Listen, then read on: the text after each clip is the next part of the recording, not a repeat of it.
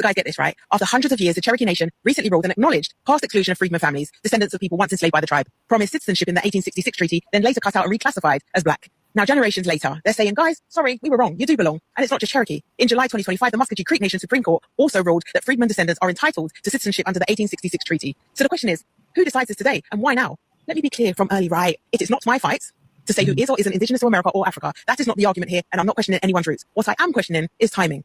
Black America is at its most successful point in history. Census data shows a growing share of black households now hold net wealth above $1 million. Though the exact numbers are debated, I don't know them, right? But it's far more than past decades. Wealth, influence, culture, global. At the same time, Africa is rising. The population is projected to reach 2.5 billion by 2050, and the continent holds around 30% of the world's critical minerals, with governments negotiating harder than ever with the West. For the first time in centuries, Africa has real leverage. So why is it only now that black Americans are being publicly re-recognized as indigenous? Could it be that it's too risky for them to let them fully identify as diaspora with roots in Africa? Because if the wealth, the skills, and the brains of black America start flowing back to Lagos, Accra, Nairobi, that's a power shift that maybe the West can't afford.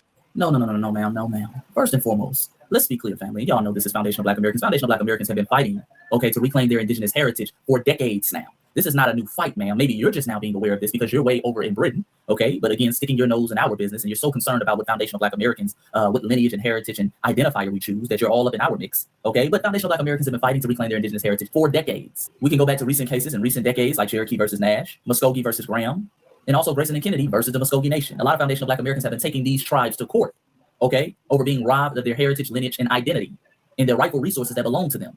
This has been an ongoing legal battle since really 1866. You can go back to the days of 1904, more than 100 years ago, where you see the Cherokee versus the United States. And the United States and the Cherokee Nation were battling in court because they were kicking freemen out of the tribe and denying freemen of their resources and rights that were supposed to be granted to them due to the Treaty of 1866. A lot of those land allotments, a lot of those reparation monies that Native Americans still receive to this day was also supposed to go to the so-called quote-unquote freemen. But these folks were racially kicked out of the tribe due to the Dawes Rose Act. This ain't an all of a sudden thing. They love to do that. Well, all of a sudden, why are they recognizing this all of a sudden? Well, this is an ongoing fight. And now we're starting to see the fruits of our fight. Now we're finally seeing the truth come out.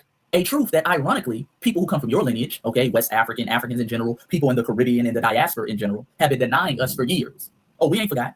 These same Negroes that sit over there now and they want to, it's the CIA, it's the FBI, it's an up. They are trying to confuse you. It's an up. They've been denying our indigenous ancestry for years, family. They've been saying, we just don't want to be African. We're self-hating Africans. We're just ashamed of our true heritage and identity. They've been creating all of these narratives anytime we want to highlight our indigenous ancestry. But now that our indigenous ancestry, and our citizenship is being proven, now they have an issue with it. Now they have to approach it from another angle. Because one of their biggest fears in the so-called diaspora is Foundational Black Americans laying claim to our unique heritage, lineage, and culture. That petrifies them. So now the same people have been asking for proof. Oh, prove you indigenous. Prove it. Prove it. Why don't the Native Americans say you indigenous? Why don't they say that? This and that. This and that. Now all of a sudden, now that they're saying it, is it really because Africa's on the rise? It's mythological. Africa's on the rise. Africa's always on the rise with them.